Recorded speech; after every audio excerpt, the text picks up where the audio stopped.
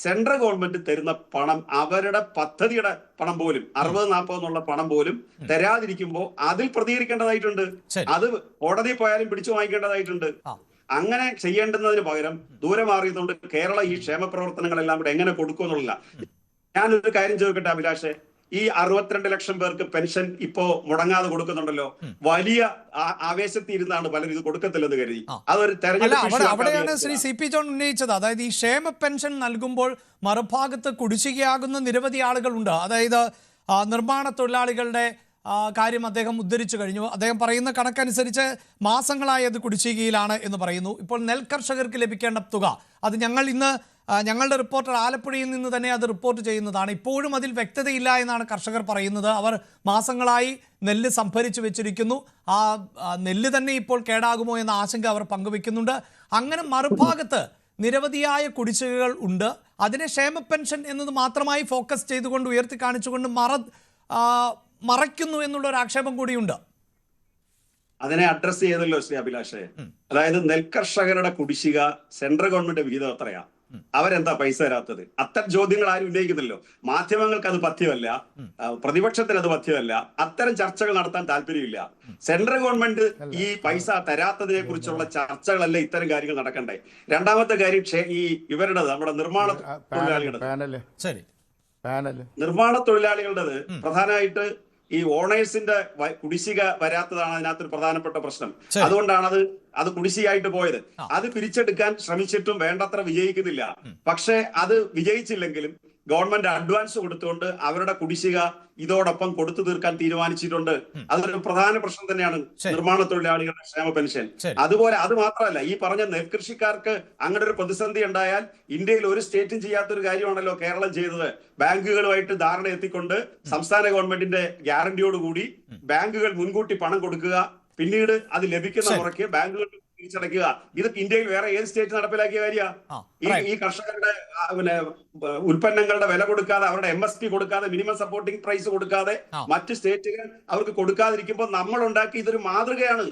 അങ്ങനെയാണ് നമ്മൾ അവരെ സഹായിക്കുന്നത്.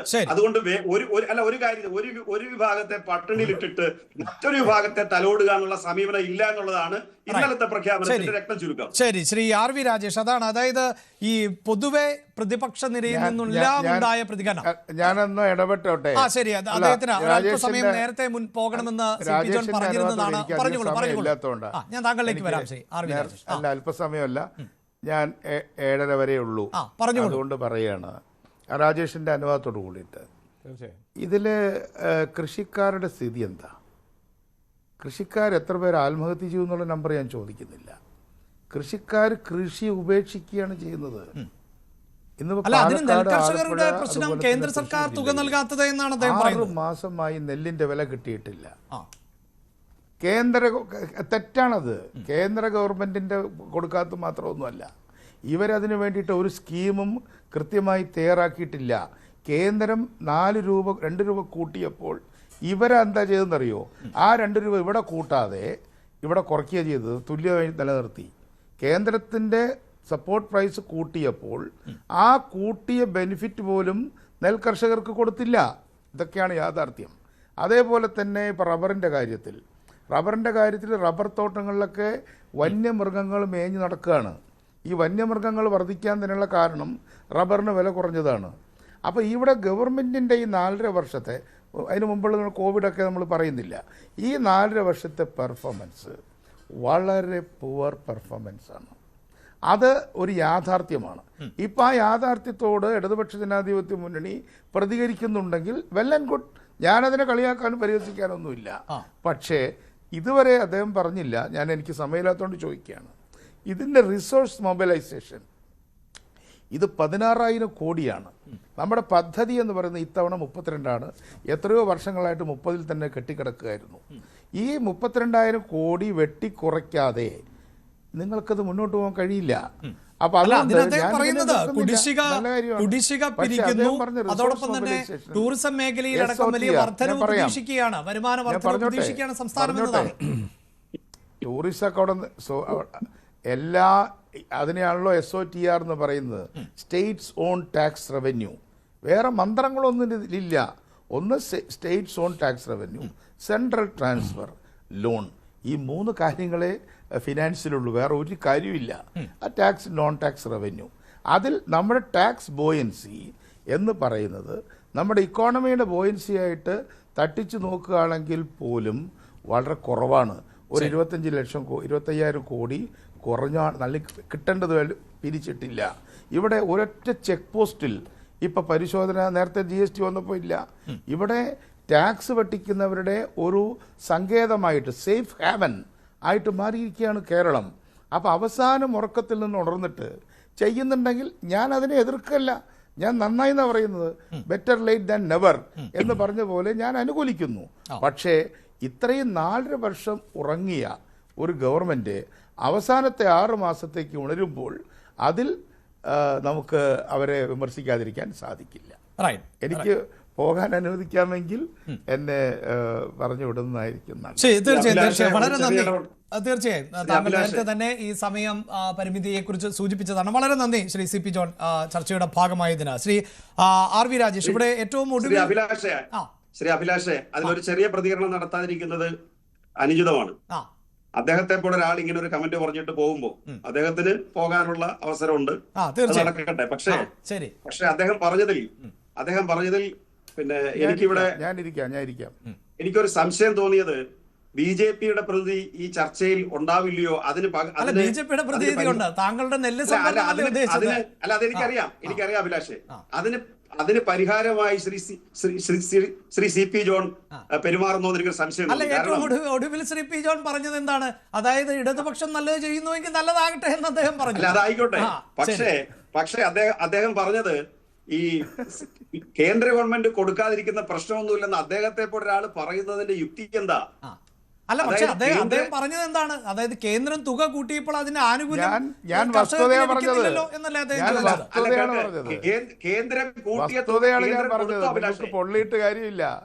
അല്ല, നിങ്ങൾ BJP-ക്ക് വേണ്ടി ഇത്രയും കൊടുത്തില്ല. അല്ല,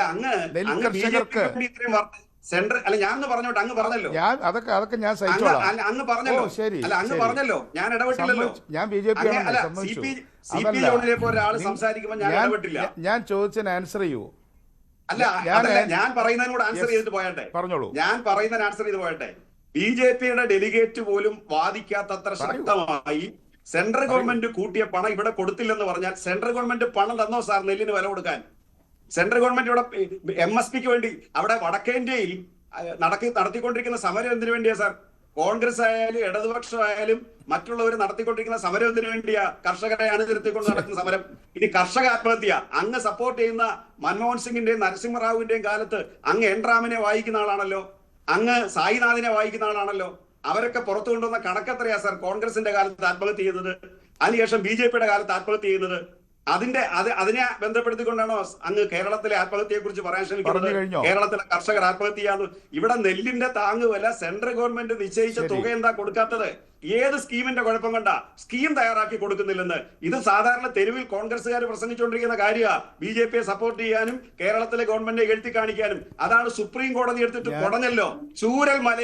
ചൂരൽമലയിലെ ബാങ്കുകളുടെ കുടിശ്ശിക എഴുതി തള്ളുന്നതിന് ഏത് കണക്കിന്റെ അഭാവത്തിലാണ് അത് ചെയ്യാതിരിക്കുന്നത്?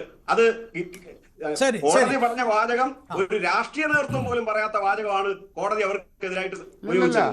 അപ്പൊ അത് സംസ്ഥാന ഗവൺമെന്റ് ചെയ്യുന്ന കാര്യങ്ങളെ കേന്ദ്ര ഗവൺമെന്റ് കൊടുക്കുന്ന പണം കൊടുക്കുന്ന സമീപനമാണ്.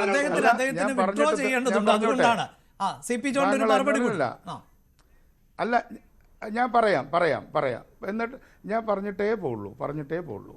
താങ്കൾ പിന്നെ നിങ്ങൾ എന്നെ കമ്മ്യൂണിസ്റ്റ് ആക്കി എന്ന് പറഞ്ഞാൽ എല്ലാവരും BJP ആക്കാന്നുള്ള ചുമതല ഏറ്റെടുത്തിട്ടുണ്ടെങ്കിൽ താങ്കൾക്ക് നിർവഹിക്കാവുന്നതാണ്, വിരോധമൊന്നുമില്ല. പക്ഷേ എന്താണ് നെൽകർഷകരുടെ സ്ഥിതി?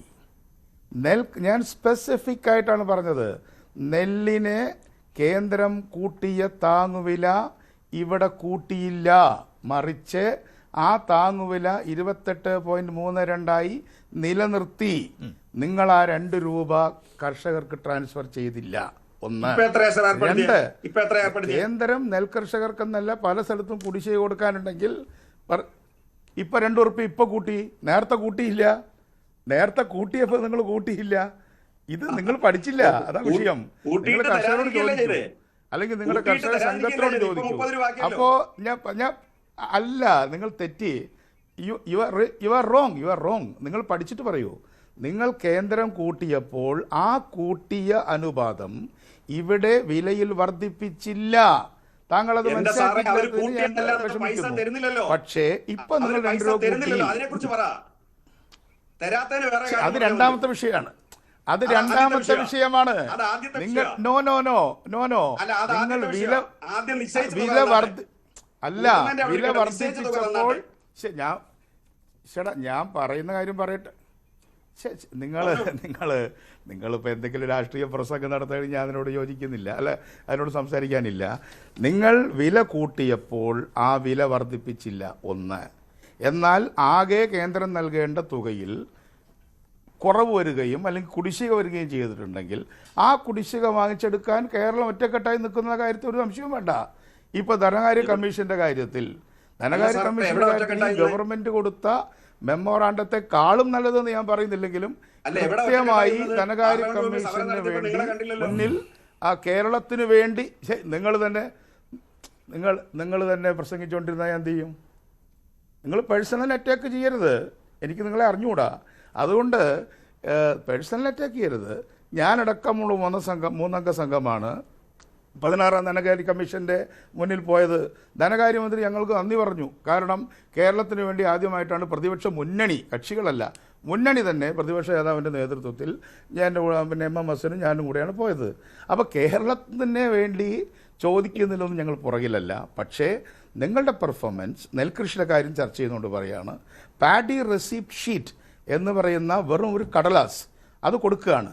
അപ്പം ചരക്ക് കൊടുത്തിട്ട് നിങ്ങൾ ലോൺ എടുപ്പിക്കുകയാണ്, കർഷകരെ കൊണ്ട് ലോൺ എടുപ്പിക്കുകയാണ്. എന്നിട്ട് അവർ കടക്കണിയിലായി, അവർ ചരക്കും പോയി, അവർക്ക് കടവായി. അതിന് അല്ലല്ല, ഇത് നിങ്ങൾ കർഷകരോട് അല്ല, നിങ്ങൾ കർഷകരെ കൊണ്ടാണ് ലോൺ എടുപ്പിക്കുന്നത്.